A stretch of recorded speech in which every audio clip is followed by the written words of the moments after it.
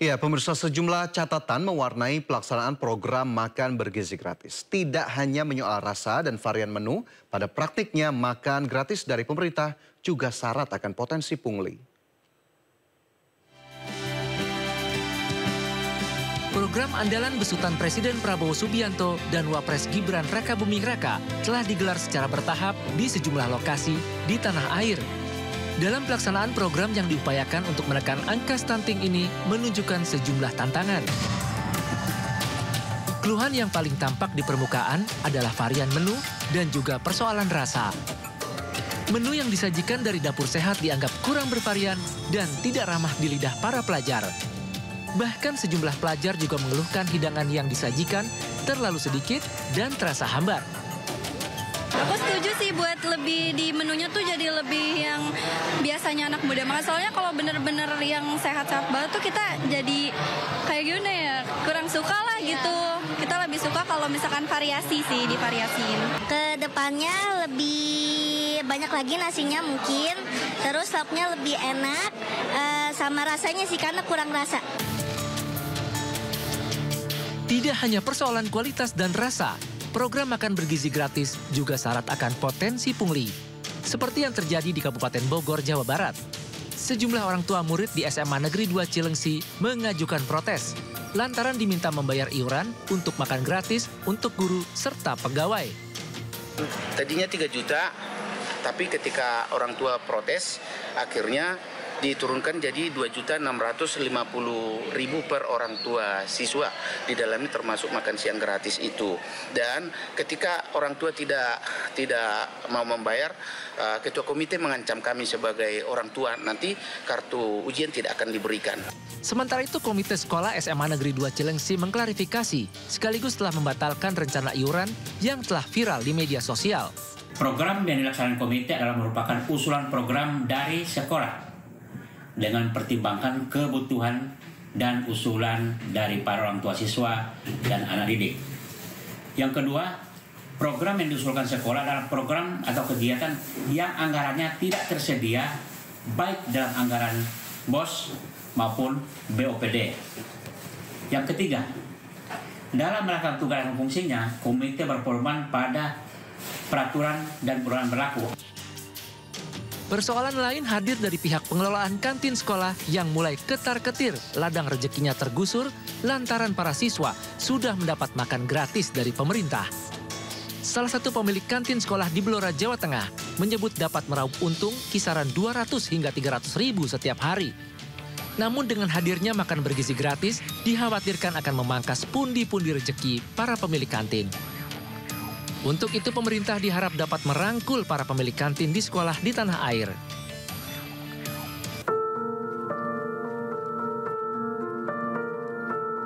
Jutaan pelajar di pelosok negeri menanti meratanya paket makan yang diklaim memiliki standar gizi tinggi. Harapan yang sama dipanjatkan oleh jutaan balita, ibu hamil dan menyusui yang juga menjadi sasaran program. Masih terlalu dini untuk mematahkan semangat program andalan pemerintah. Evaluasi dan terus berbenah secara kilat menjadi solusi untuk merealisasikan pemerataan program makan bergizi gratis untuk generasi emas penerus bangsa. Pemirsa, Sekjen PDIP Hasto Kristianto memenuhi panggilan KPK sebagai tersangka kasus dugaan suap Harun Masiku. Hasto mengatakan akan memberikan keterangan yang sebaik-baiknya. Didampingi sejumlah petinggi PDI Perjuangan, Hasto Kristianto tiba di Gedung Merah Putih KPK. Hasto memenuhi panggilan KPK sebagai tersangka dugaan suap dan perintangan penyidikan dalam kasus suap Harun Masiku.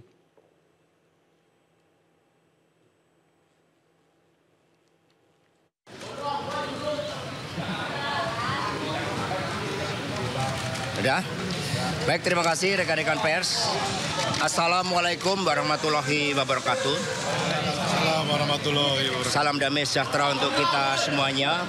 Om Swastiastu, Namo Buddhaya, salam kebajikan, Rahayu.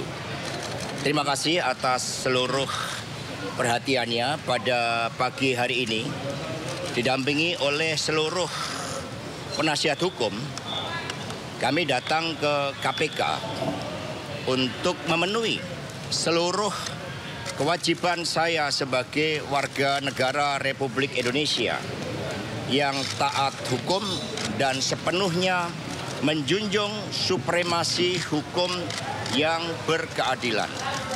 Saya akan memberikan keterangan dengan sebaik-baiknya, namun sebagaimana diatur di dalam Undang-Undang tentang Hukum Acara Pidana, bahwa saya juga memiliki suatu hak untuk melakukan pra-peradilan.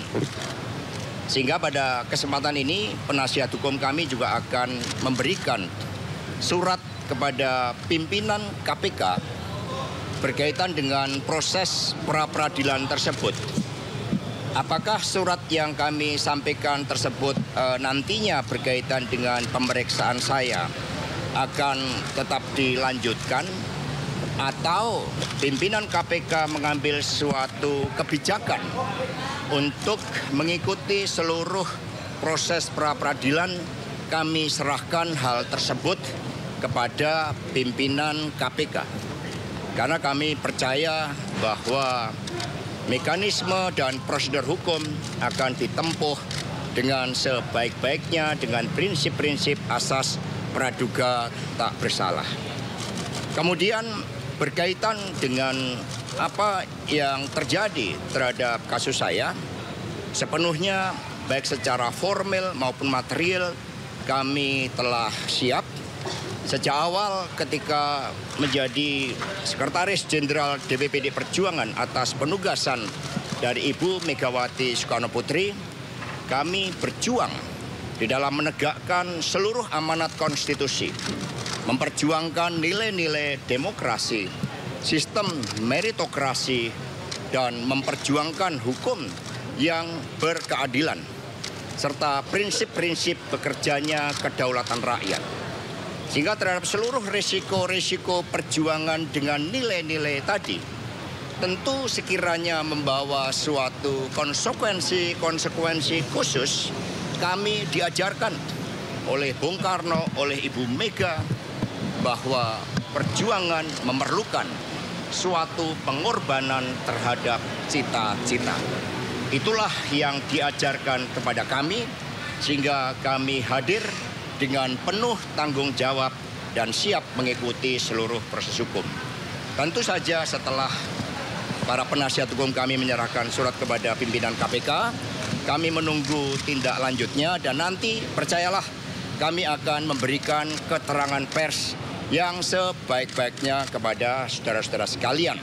Kami mohon doanya dan kami menghimbau kepada seluruh simpatisan, anggota, dan kader partai untuk tetap tenang. Ini adalah suatu perjuangan yang sejak lama kita lakukan dan kita tetap kokoh di dalam prinsip-prinsip dan keyakinan politik, karena PDI Perjuangan adalah partai yang berkarakter banteng. Terima kasih. Merdeka! Merdeka! Merdeka! Merdeka!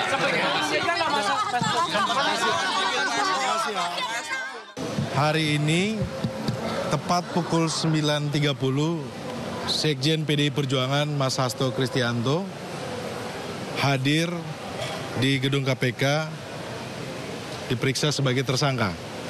Bahwa komitmen yang sudah berulang kali Mas Hasto sampaikan akan bersedia hadir mengikuti semua proses yang ada. Hari ini beliau menunjukkan itu, dan juga kami berterima kasih kepada rekan-rekan media yang sudah ikut mengawal proses ini. Bahwa kita ketahui ya, dari awal proses ini yang kami sampaikan nuansanya penuh dengan nuansa politik. Dan tentunya kami akan mengikuti proses yang ada dulu ini, Mas Hasto.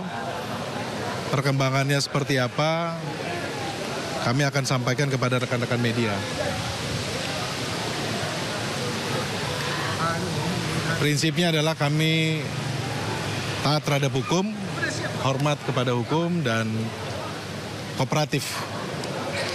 Di segala sesuatunya mohon bersabar kawan-kawan, nanti kita akan update pemeriksaan. Yang mendampingi Mas Hasto Kristianto adalah Pak Magdir Ismail, karena hanya diperbolehkan satu orang saja yang ikut mendampingi. perlu diketahui oleh rekan-rekan, oleh publik bahwa ada 1.000 pengacara yang mendampingi Mas Hasto dari berbagai organisasi advokat dan juga dari Badan Bantuan Hukum Advokasi dan Rakyat PDI Perjuangan se-Indonesia. Jadi nanti kita akan update terus kawan-kawan. Terima kasih untuk kerjasamanya. Bang Rahmat, apakah sudah ada bukti yang dibawa juga Mas Hasto dengan tim kuasa hukum untuk bisa memperkuat pemeriksaan ini atau perlu diketahui teman-teman bahwa yang pertama Mas Hasto Kristianto ini bukan penyelenggara negara. Yang kedua, dalam kasus Harun Masiku ini, apa yang dituduhkan kepada Mas Hasto Kristianto ini sudah diuji di persidangan melalui perkara Wahyu dan Tio yang sudah ingkrah dan juga perkara Saiful. Di dalam persidangan yang sudah diuji sampai tingkat kasasi, tidak ada satu bukti pun yang mengaitkan Mas Hasto dengan Harun Masiku. Di fakta persidangan sudah sangat jelas sudah bahwa uang itu dari Harun Masiku. Seharusnya kita menghormati putusan pengadilan yang sudah ingkrah dan itu harus kita hargai bersama yang sudah diputuskan oleh hakim. Karena di pengadilan lah tempat kita menguji benar tidak atau fakta-fakta terkait dengan sesuatu kasus tertentu. Dan yang kedua perlu diketahui oleh kawan-kawan bahwa kami menggunakan hak hukum kami untuk mengajukan pra-peradilan. Yang Jumat kemarin kami sudah daftar dan yang akan disidangkan tanggal 21 hari Selasa. Dan kita mohon kepada penyidik KPK untuk dapat memberikan kesempatan kepada kami menggunakan hak hukum kami agar kami bisa menguji sah tidaknya status tersangka dari Sekjen PDI Perjuangan Mas Hasto. Dan pemirsa, untuk mengetahui informasi terkini terkait pemeriksaan Sekjen PDI Perjuangan Hasto Kristianto di Gedung KPK Jakarta, kami sudah terhubung dengan rekan Esra Ambarita. Esra, sudah adakah keterangan terbaru terkait pemeriksaan Sekjen PDIP hari ini? Ya, pemirsa dan juga Fajar, kalau keterangan dari PDIP belum ada yang terbaru. Yang terbaru bahkan sebelum masuk ke Gedung Merah Putih KPK, yakni disampaikan oleh Roni Talapesi yang merupakan salah satu kuasa hukum dari Sekjen PDIP Hasto Kristianto. Kurang lebih yang disampaikan adalah yang pertama tadi yang hanya bisa mendampingi Sekjen PDIP Hasto Kristianto ini yakni salah satu kuasa hukumnya yakni Magdir Ismail. Kemudian juga disebutkan bahwa pihaknya telah melakukan pra-peradilan. Ini sudah dijadwalkan sidaknya yakni pada tanggal 21 Januari. Tentunya kita masih menunggu mengingat dari Hasto Kristianto ini masih menjalani proses hukum di KPK karena usai dirinya ditetapkan sebagai tersangka pada malam Natal 24 Desember 2024. Nah, beberapa hal yang disampaikan berkaitan dengan pemeriksaannya usai ditetapkan sebagai tersangka adalah Hasto siap secara formil maupun non-formil mengikuti prosedur hukum yang ditetapkan KPK. Karena ini menjadi pertama kali Hasto Kristianto yang usai ditetapkan status sebagai tersangka menjalani pemeriksaan. Banyak pertanyaan yang perlu kita dapatkan hari ini usai nanti dapat pemeriksaan. Apakah akan dilakukan penahanan, kemudian bagaimana nanti dilanjutkan dari pra-peradilan ini, apakah masih berlanjut.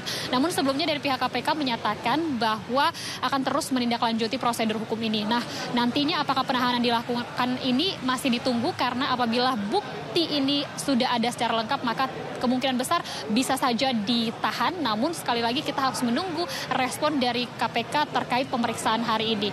Dan untuk diketahui bahwa kasus ini sudah bergulir cukup lama sejak tahun 2019 yang mana dari KPK menyatakan bahwa diduga Hasto tidak hanya melakukan suap bersama Harun Masiku, namun ia juga melakukan perintangan penyidikan. Dalam hal ini adalah obstruction of justice atau menghalang-halangi dengan menghancurkan sejumlah barang bukti termasuk HP yang menjadi bukti ketika dilakukannya komunikasi antara Harun Masiku dengan mantan ex-komisioner KPU yang saat itu kita ketahui yang harus melenggang ke Senayan adalah nama Rizky Aprilia berbeda dan ini diminta oleh PDIP agar namanya diganti menjadi Harun Masiku.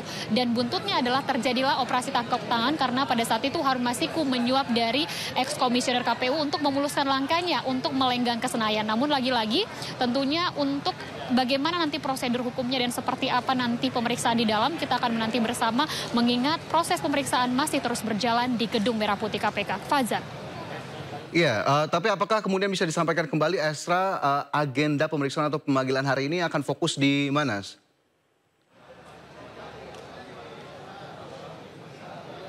Kalau Bedukil apa yang disampaikan KPK ini lebih akan berfokus untuk meminta atau menggali keterangan resmi dari pihak Hasto Kristianto terkait apa yang sudah disampaikan beberapa waktu lalu di konferensi pers mengenai peranannya atau spesifiknya ini dalam menyesuaikan barang-barang bukti yang sudah diamankan. Karena kalau kita ketahui sudah banyak sekali barang bukti yang diamankan yakni dilakukan penyidik KPK yakni penggeledahan ke rumah Hasto yang pertama di Jakarta Selatan kemudian juga di Bekasi dan diamankan sejumlah barang bukti yakni mulai dari flash disk, kemudian juga sejumlah dokumen-dokumen penting lainnya.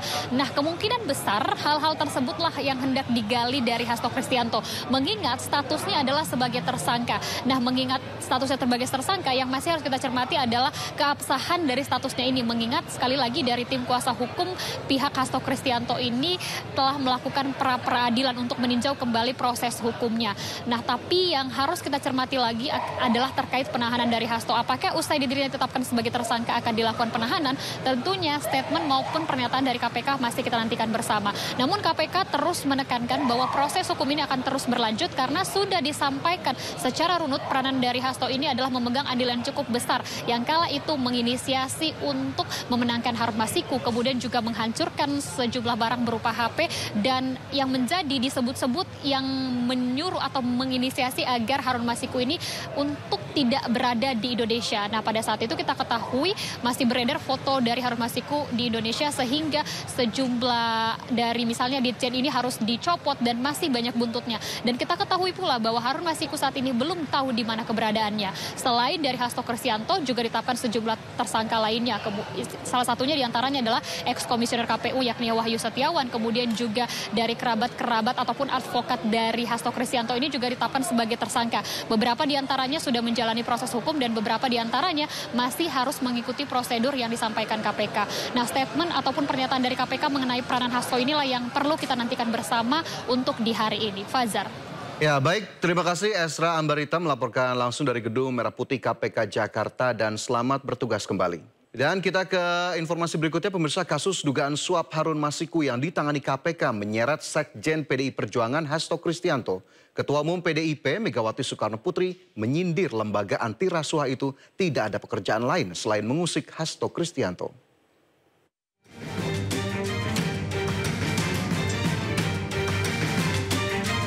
KPK menetapkan Sekjen PDI Perjuangan Hasto Kristianto sebagai tersangka dalam kasus suap bersama Harun Masiku. Hal ini terkuak dalam surat pemberitahuan dimulainya penyidikan yang diterbitkan KPK.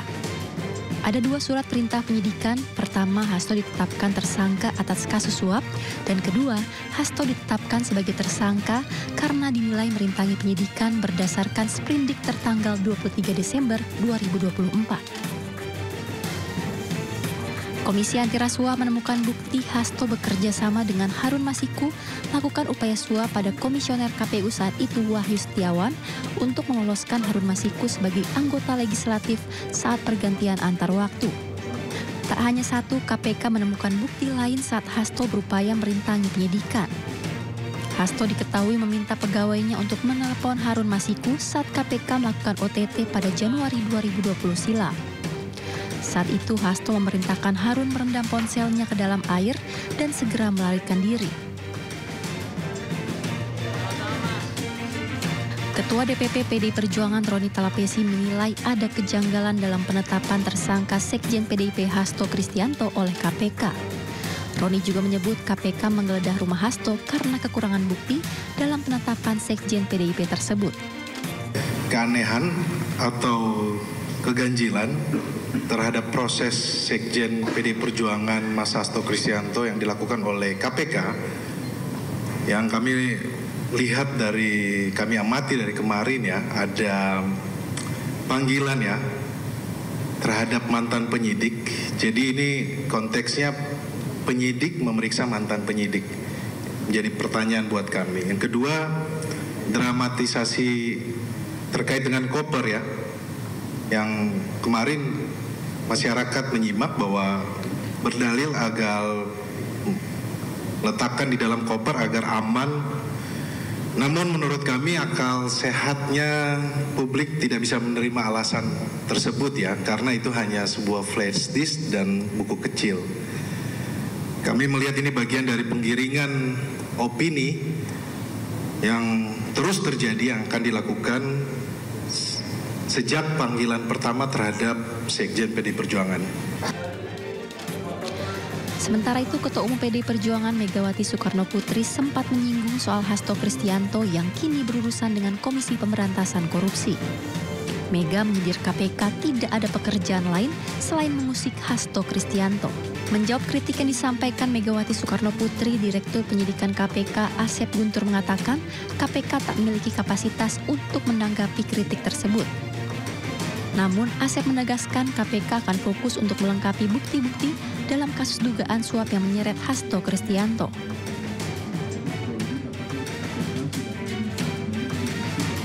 Bagi kami saat ini tidak, tentunya kritik kemudian juga apapun itu tidak dalam kapasitas kami untuk menanggapinya. Kami lebih fokus kepada bagaimana untuk memenuhi atau melengkapi setiap unsur-unsur pasal yang dipersangkakan. Jadi konstruksi perkara yang sedang kita bangun saat ini, kami lebih fokus ke situ.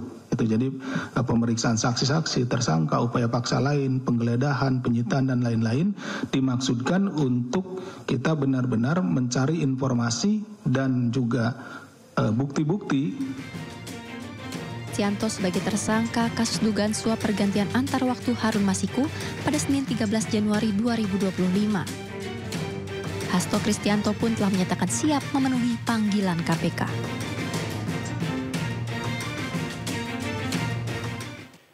Pergantian antar waktu mengantar Sekjen PDIP Hasto Kristianto menjadi tersangka kasus dugaan suap Harun Masiku. Sejumlah barang bukti dan saksi telah dipegang KPK.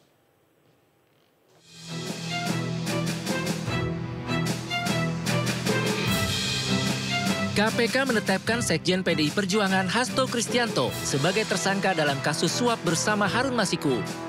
Hal ini terkuak dalam surat pemberitahuan dimulainya penyidikan yang diterbitkan KPK. Ada 2 surat perintah penyidikan. Pertama, Hasto ditetapkan tersangka atas kasus suap, dan kedua, Hasto ditetapkan sebagai tersangka karena dinilai merintangi penyidikan berdasarkan sprindik tertanggal 23 Desember 2024. Komisi Anti Rasuah menemukan bukti Hasto bekerja sama dengan Harun Masiku melakukan upaya suap pada komisioner KPU saat itu, Wahyu Setiawan, untuk meluluskan Harun Masiku sebagai anggota legislatif saat pergantian antar waktu. Tak hanya itu, KPK menemukan bukti lain saat Hasto berupaya merintangi penyidikan. Hasto diketahui meminta pegawainya untuk menelepon Harun Masiku saat KPK melakukan OTT pada Januari 2020 silam. Saat itu, Hasto memerintahkan Harun merendam ponselnya ke dalam air dan segera melarikan diri. Bagi kami saat ini tidak, tentunya kritik kemudian juga apapun itu tidak dalam kapasitas kami untuk menanggapinya. Kami lebih fokus kepada bagaimana untuk memenuhi atau melengkapi setiap unsur-unsur pasal yang dipersangkakan. Jadi konstruksi perkara yang sedang kita bangun saat ini, kami lebih fokus ke situ. Itu jadi pemeriksaan saksi-saksi, tersangka, upaya paksa lain, penggeledahan, penyitaan dan lain-lain dimaksudkan untuk kita benar-benar mencari informasi dan juga bukti-bukti.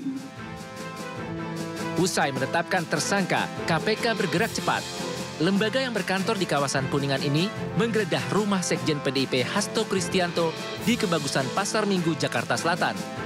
Dalam penggeledahan, KPK menyita sejumlah barang elektronik. Penggeledahan disaksikan oleh warga setempat, sementara Hasto maupun keluarganya tak terlihat di lokasi. Sebelumnya belasan penyidik KPK menggeledah rumah Hasto lainnya di Villa Kartini, Bekasi Timur, Jawa Barat. Penggeledahan digelar dengan penjagaan ketat dari puluhan personil polisi dan Satgas PDIP. PDIP sempat menyebut penggeledahan 2 rumah Hasto sebagai pengalihan isu rilis OCCRP terkait penetapan Jokowi sebagai pemimpin terkorup.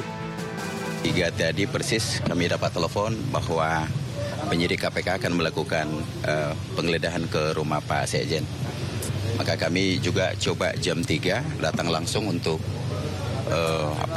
melihat penggeledahan yang dilakukan oleh para penyidik KPK. Ya, ada gitu. beberapa barang yang diambil sama KPK nggak, Pak? Ya, ada cuman dapat dapat 1 flash disk sampai 1 buku kecil tulisannya dari Mas Kusnadi. Itu aja. Yang 1 koper di bawah itu apa, Pak? Enggak, Kak. Yang kita terima sebagai berita penyitaan barang hanya kepada 2 bukti itu. Menurut mereka itu ada dugaan keterkaitan perkara terhadap Harun Masiku. Dalam kasus Harun Masiku, KPK juga kembali memeriksa beberapa orang saksi, diantaranya mantan anggota Bawaslu Agustiani Tio. Dalam pemeriksaan, Tio mengaku dicecar 14 pertanyaan oleh penyidik KPK. Itu kan materi ya, nggak boleh ditanyakan ya. Bukan dari fakta sidang juga, Bu. Baca. Masih Bu dari kalau ada itu langsung dari Pak Hasto. Baca pertanyaan Ibu. Berapa pertanyaan tadi, Bu? 14. Pendalaman materi apa aja, Bu? Yang paling ini, Bu. Pendalaman materinya apa, Bu? Tahu tuh, Bu. Udah ya, seputar apa, Bu? Lihat di putusan Pak, sekitar segitu aja kok saya ya. Yang beliau kan udah siap. Udah.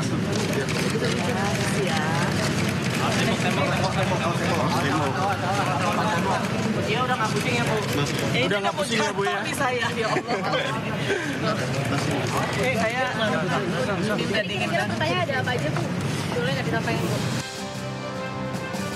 Selain itu, KPK juga memeriksa mantan penyidik KPK Ronald Paul Sinyal dalam perkara yang sama. Selama pemeriksaan, Ronald mendapat 20 pertanyaan terkait keterlibatan Hasto dalam kasus dugaan suap yang menyeret buronan Harun Masiku. Lantas bagaimana kasus ini akan berproses? Akankah membuka kotak Pandora atau hanya sekedar gertak politik?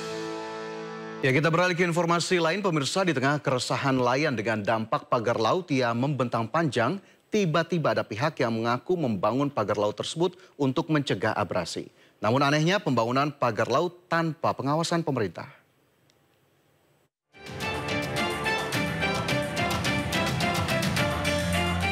Inilah suasana gambar udara pagar misterius sepanjang 30,16 km membentang di pesisir pantai utara Kabupaten Tangerang, Banten.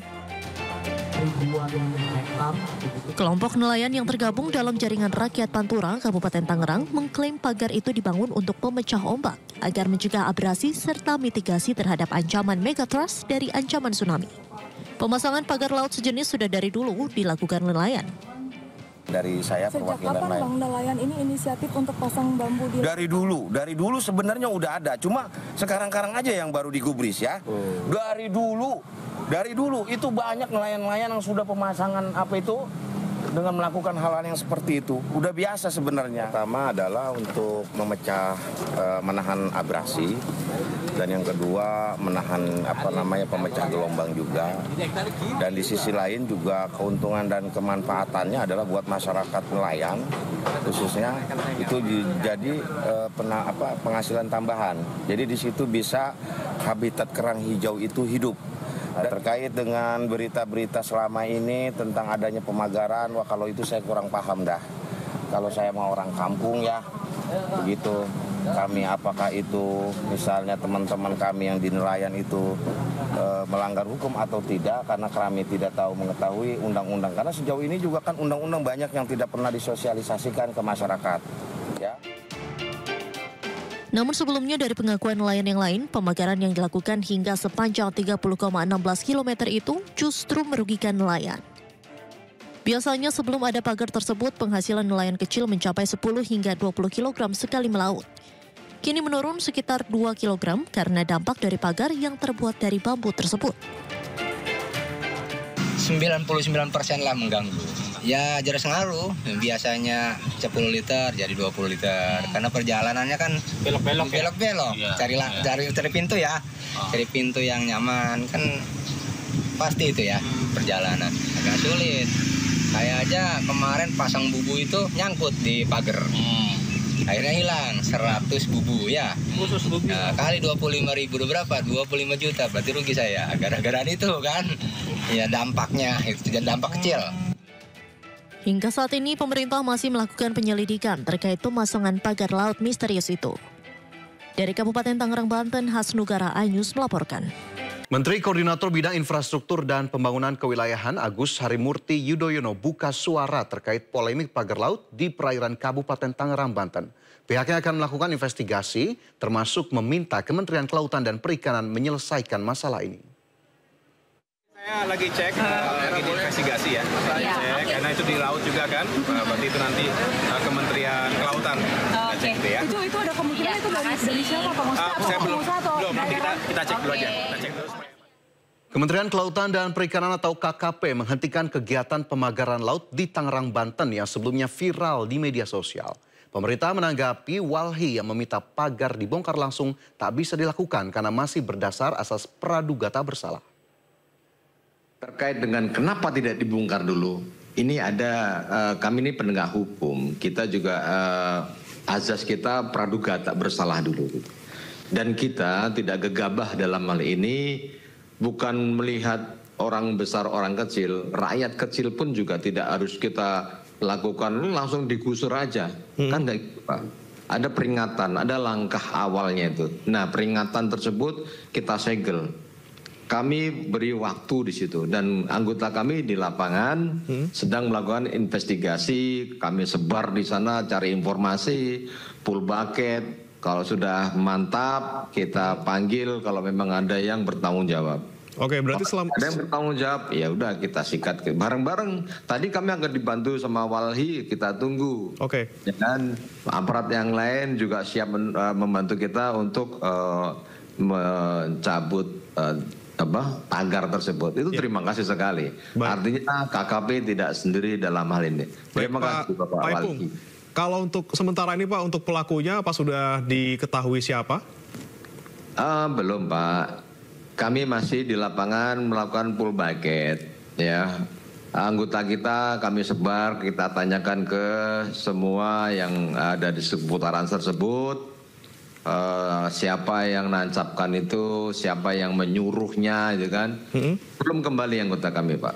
Baik. Tenang saja, tadi Pak Menteri juga sampaikan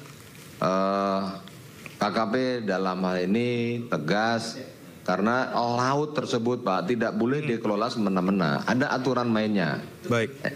Ada perizinannya yang harus diurus di Kementerian Kelautan Perikanan. Namun semua itu harus dibuktikan kan Pak. Kepemilikan kendaraan saja perlu BPKB. Kepemilikan tanah saja perlu sertifikat. Artinya itu yang menunjukkan kepemilikan atau penanggung jawabnya. Nah, kami juga telusuri ke arah sana Pak. Jadi jangan sampai nanti gegabah asal tunjuk-tunjuk orangnya banyak Pak, seperti itu. Tapi kami pastikan dalam hal ini KKP tetap bekerja siang malam, anggota kami dan pimpinan-pimpinan kami juga mendukung. Bahkan seharian ini kami mendapat dukungan dari masyarakat Indonesia seluruhnya. Oke. Artinya semua menginginkan ini segera selesai. Ya, masih dari kawasan Teluk Jakarta, pemirsa, banjirop akibat pasang air laut masih menggenangi Jalan Kapuk Muara Raya, Penjaringan, Jakarta Utara setinggi 30 cm. Banjirop mengganggu aktivitas warga.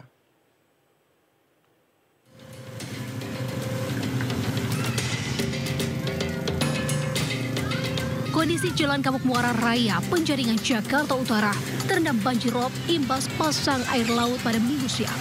Ketinggian air yang bervariasi mulai dari 10 hingga 30 cm membuat warga terpaksa beraktivitas di tengah genangan. Meski sempat surut di sore hari, namun banjir kembali merendam akses jalan warga saat pagi hari.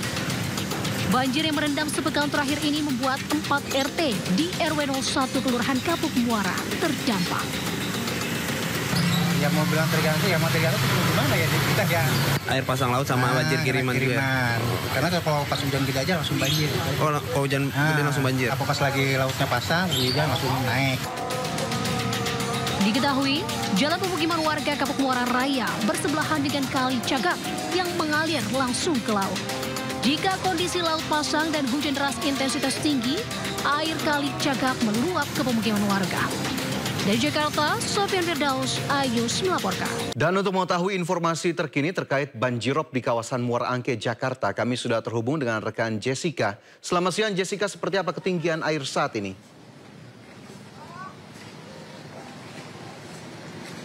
Ya, selamat siang Fajar dan juga pemirsa, bahwa saat ini ketinggian air di area banjirop di Pelabuhan Muara Angke, Jakarta Utara sudah mencapai 10 hingga 30 cm.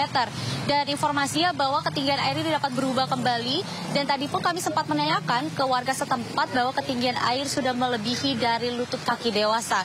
Dan Fajar dan juga pemirsa, bahwa dapat kami sampaikan bahwa di area atau mendekati area pelabuhan sudah ditutup aksesnya karena ketinggian air pun sudah sangat tinggi sehingga tidak dapat lagi diakses oleh warga maupun kendaraan. Dan tadi pun kami sempat menanyakan bahwa ada kendaraan motor yang paling memungkinkan untuk mengakses area pemukiman warga. Dan karena tadi kami sempat melihat juga ada motor bak yang mengangkut beberapa warga untuk mengantarkan warga ke area pemukiman warga maupun keluar area pemukiman warga.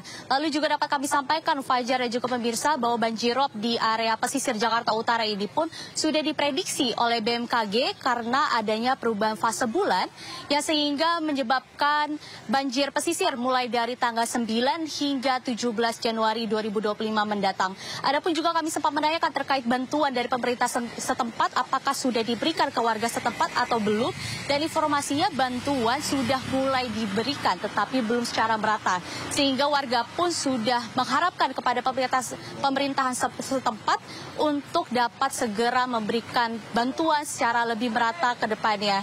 Sementara itu Fajar, kembali ke studio. Baik, terima kasih Jessica Winoto melaporkan langsung dari kawasan Muara Angke, Jakarta, dan selamat bertugas kembali. Terima kasih Anda masih bersama kami. Pemirsa, Gunung Lewotobi laki-laki di Nusa Tenggara Timur kembali erupsi. Tinggi kolom abu 1.100 meter dari mulut kawah gunung. Status gunung saat ini pada level 3 atau siaga dan warga di sekitar gunung diimbau waspada.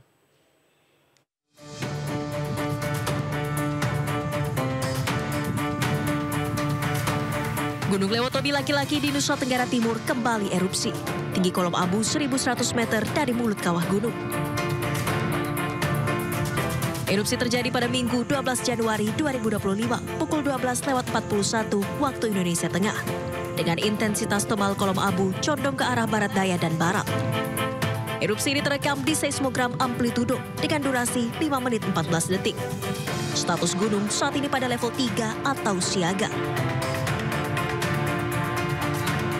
Rekomendasi masyarakat dan pengunjung di sekitar Gunung Lewotobi laki-laki, wisatawan tidak melakukan aktivitas apapun dalam radius 5 km dari pusat erupsi gunung. Sementara di wilayah barat daya hingga timur laut sejauh 6 km. Selain itu, masyarakat di sekitar Gunung Lewotobi laki-laki diminta untuk waspada potensi banjir lahar hujan pada sungai-sungai yang berhulu di puncak gunung jika terjadi hujan dengan intensitas tinggi. Dari Flores Timur, Nusa Tenggara Timur, Joni Nura, iNews melaporkan. Coba fitur dengarkan berita di News Plus aplikasi RCTI Plus. Pemirsa, bagi Anda penggemar rasa pedas harus pintar-pintar menahan diri di mana harga cabai semakin tinggi. Pedagang bahkan enggan menjual cabai setan karena harganya makin tak masuk akal. Dari harga normal di kisaran Rp50.000, kini harus ditebus 2 kali lipatnya.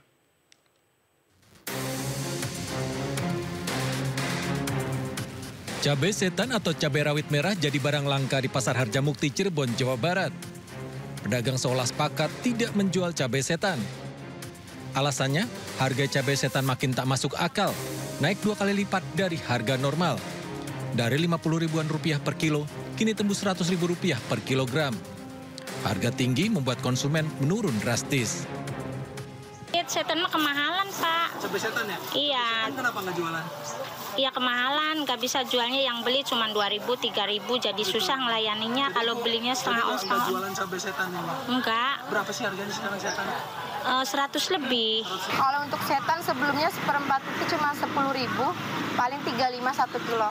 Nah sekarang nyampe 100.000. 100.000? Iya. Terus itu kenapa ini nggak jualan ini? Ya karena barangnya kosong juga di sananya. Iya. Iya begitu. Sebagai pengganti cabai setan, pembeli beralih ke cabai rawit. Cabai rawit di Pasar Kali Tanjung kini dijual Rp70.000 dari harga normal di kisaran Rp40.000 per kilogram. Sementara cabai merah di kisaran harga Rp60.000 dari sebelumnya Rp30.000 per kilogram. Faktor cuaca mengakibatkan banyak petani cabai gagal panen. Dari Cirebon, Jawa Barat, Miftahudin melaporkan.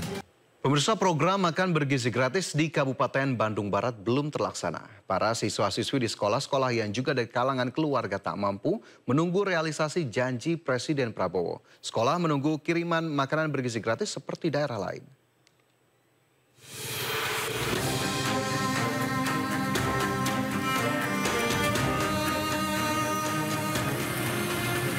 Siswa-siswi SD Negeri Budi Asih, Desa Cilami, Kecamatan Ngamprah, Bandung Barat, terus menunggu program makan bergizi gratis MBG dari Presiden Prabowo Subianto. Siswa-siswi yang umumnya dari kalangan keluarga kurang mampu ini sangat ingin bisa menikmati menu MBG seperti siswa-siswi sekolah lain yang telah menerima MBG. SDN Budi Asih terletak di perkampungan yang mayoritas orang tua siswa bekerja sebagai buruh tani yang sulit memenuhi kebutuhan asupan gizi bagi anak-anaknya, sehingga sangat membutuhkan paket makan bergizi gratis. Dalam kondisi tersebut, pihak sekolah hanya menganjurkan siswa membawa bekal makan pada hari Jumat atau seminggu sekali. SDN Budi Asih ingin mendapatkan juga makanan bergizi seperti SDN yang lain. Saya menunggu makanan bergizi dari Bapak Presiden Prabowo ke SD kami, SDN Budi Asih. Kepala Sekolah SDN Budi Asih Hikmah Nurtanti menyampaikan, pihak sekolah menunggu realisasi MBG dari Presiden karena anak didiknya sangat membutuhkan. Jika benar-benar memang Bapak Presiden memberikan makanan sehat gratis, itu akan sangat bermanfaat untuk anak-anak kami. Pastinya akan membawa semangat, selain itu juga mungkin membuat anak-anak semakin sehat. Jadi kami sangat menunggu sekali untuk makan gratis. Penyaluran makanan bergizi gratis di beberapa daerah telah berjalan sepekan. Namun di wilayah Kabupaten Bandung Barat, program MBG belum berjalan dan sangat dinanti para siswa-siswi yang memang membutuhkan. Dari Bandung Barat, Jawa Barat, Yuwono, iNews melaporkan. Coba fitur dengarkan berita di News Plus aplikasi RCTI Plus. Pemirsa, sebanyak 477 siswa dari SD Negeri Lengkong Gudang Serpong, Tangerang Selatan, Banten hari ini menerima makanan bergizi gratis. Hal ini merupakan pelaksanaan ke-6 dari program MBG di sekolah tersebut. Varian menu kali ini menarik meskipun tak ada susu namun diganti dengan menu protein. Dan berikut liputan Jen Cahyani bersama juru kamera Pandu Priyo Aji. Pemirsa, program makan bergizi gratis masih terus dilaksanakan dan juga ditinjau oleh pemerintah. Nah, kali ini saya mau mengajak Anda untuk meninjau atau melihat langsung prosesnya makan bergizi gratis. Nah, kali ini di SD Negeri Lengkong Gudang di Tangerang Selatan. Nah, sekarang saya mau tanya, Assalamualaikum Ibu, selamat pagi. Izin ya Bu, saya mau tanya-tanya sedikit sebelumnya. Ibu namanya siapa? Ibu Marifah Hidayah. Oke, Ibu, saya izin untuk tanya-tanya sama anak-anak ya Bu terkait menu makan hari ini. Apakah mereka suka apa enggak nih Bu? Ya, oke. Nah pemirsa, sekarang kita langsung aja kita lihat apa saja isinya. Halo Ade. Kakak boleh tanya terkait makan bergizi gratis hari ini menunya apa aja, boleh dibuka ya. Nah ini pemirsa, kita buka menu hari ini ada nasi, kemudian ada beef bulgogi untuk proteinnya, kemudian sayur tahu putih dan juga ada sayur warna-warni nih ya, ada wortel, ada sawi putih dan juga ada jagung, dan untuk buahnya ada buah jeruk. Nah kalau dilihat di sini tidak ada susu ya pemirsa. Nah kita tanya, Ade namanya siapa Ade? Zulfia Irawati. Ade gimana nih, suka nggak kira-kira sama menu hari ini? Suka. Suka ya. Sama nasi sayur suka? Suka. Biasanya makan sayur ya? Iya. Makan sayur. Nah ini kan kemarin sempat dapet susu nggak? Ada susunya? Dapat. Nah kalau Ade pengennya dapat susu terus atau enggak nih? Iya. Iya, pengen dapat susu terus. Nah ini pemirsa, tapi kalau untuk susunya itu sendiri, kalau dari pemerintah sendiri mengatakan bahwa kalau susu ini hanya diperuntukkan 2-3 kali dalam 1 minggu begitu. Nah untuk pengganti susu ini, jadi menu hari ini untuk pengganti ketiadaan susu ini proteinnya 2 kali. Ada 2 menu protein, tadi ada daging dan juga ada tahu begitu ya. Nah harapannya dengan variasi menu yang ada setiap harinya ini dapat nantinya program ini dapat tercapai ya tujuannya untuk makan bergizi gratis diperuntukkan untuk para siswa. Nah, karena di sini untuk menunya sendiri tidak ada standar menu ya, adanya standar gizi untuk mencapai kecukupan gizi pada anak-anak sekolah begitu. Dan harapannya dengan terus adanya tinjauan nanti untuk menu dan juga keberjalanan program ini, nantinya tujuannya dapat tercapai dengan baik. Dari Tangerang Selatan, Banten, Jen Cahyani bersama juru kamera Pandu Priyo melaporkan. Ya, pemirsa, sejumlah catatan mewarnai pelaksanaan program makan bergizi gratis. Tidak hanya menyoal rasa dan varian menu, pada praktiknya makan gratis dari pemerintah juga syarat akan potensi pungli. Program andalan besutan Presiden Prabowo Subianto dan Wapres Gibran Rakabuming Raka telah digelar secara bertahap di sejumlah lokasi di tanah air. Dalam pelaksanaan program yang diupayakan untuk menekan angka stunting ini menunjukkan sejumlah tantangan. Keluhan yang paling tampak di permukaan adalah varian menu dan juga persoalan rasa. Menu yang disajikan dari dapur sehat dianggap kurang bervarian dan tidak ramah di lidah para pelajar. Bahkan sejumlah pelajar juga mengeluhkan hidangan yang disajikan terlalu sedikit dan terasa hambar. Aku setuju sih buat lebih di menunya tuh jadi lebih yang biasanya anak muda makan. Soalnya kalau bener-bener yang sehat-sehat banget tuh kita jadi kayak gimana ya, kurang suka lah gitu. Kita lebih suka kalau misalkan variasi sih, divariasiin. Kedepannya lebih banyak lagi nasinya mungkin, terus lauknya lebih enak, sama rasanya sih karena kurang rasa. Tidak hanya persoalan kualitas dan rasa, program makan bergizi gratis juga syarat akan potensi pungli. Seperti yang terjadi di Kabupaten Bogor, Jawa Barat. Sejumlah orang tua murid di SMA Negeri 2 Cilengsi mengajukan protes lantaran diminta membayar iuran untuk makan gratis untuk guru serta pegawai. Tadinya 3 juta, tapi ketika orang tua protes, akhirnya diturunkan jadi 2.650.000 per orang tua siswa. Di dalamnya termasuk makan siang gratis itu. Dan ketika orang tua tidak mau membayar, ketua komite mengancam kami sebagai orang tua, nanti kartu ujian tidak akan diberikan. Sementara itu, Komite Sekolah SMA Negeri 2 Cilengsi mengklarifikasi sekaligus telah membatalkan rencana iuran yang telah viral di media sosial. Program yang dilaksanakan komite adalah merupakan usulan program dari sekolah dengan pertimbangkan kebutuhan dan usulan dari para orang tua siswa dan anak didik. Yang kedua, program yang diusulkan sekolah adalah program atau kegiatan yang anggarannya tidak tersedia baik dalam anggaran BOS maupun BOPD. Yang ketiga, dalam melakukan tugas dan fungsinya, komite berpedoman pada peraturan dan peraturan berlaku. Persoalan lain hadir dari pihak pengelolaan kantin sekolah yang mulai ketar-ketir ladang rezekinya tergusur lantaran para siswa sudah mendapat makan gratis dari pemerintah. Salah satu pemilik kantin sekolah di Blora, Jawa Tengah menyebut dapat meraup untung kisaran 200 hingga 300 ribu setiap hari. Namun dengan hadirnya makan bergizi gratis, dikhawatirkan akan memangkas pundi-pundi rezeki para pemilik kantin. Untuk itu pemerintah diharap dapat merangkul para pemilik kantin di sekolah di tanah air.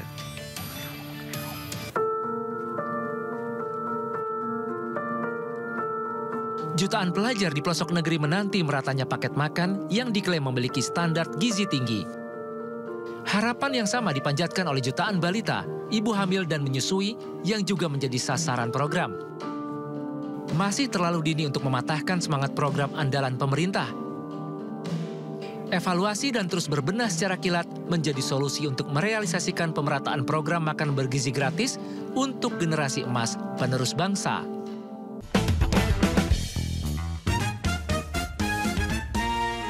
Kita ke informasi lain, pemirsa. Menteri Agama Nasaruddin Umar bertolak ke Arab Saudi untuk melaksanakan tugas dari Presiden Prabowo Subianto terkait penyelenggaraan ibadah haji 2025.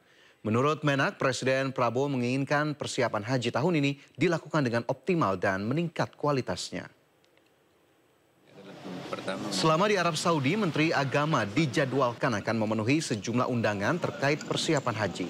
Salah satunya bertemu dengan Menteri Urusan Haji Arab Saudi, Taufik F. Al-Rabi'ah untuk finalisasi kerjasama penyelenggaraan Haji 1446 Hijriah atau 2025 Masehi. Dalam kesempatan tersebut, Menak akan berusaha melakukan lobby agar kuota haji Indonesia ditambah. Selain Kementerian Agama, sejumlah pihak turut serta mempersiapkan dan mengawasi penyelenggaraan haji, seperti Badan Penyelenggaraan Haji, Komisi Pemberantasan Korupsi, serta Kejaksaan.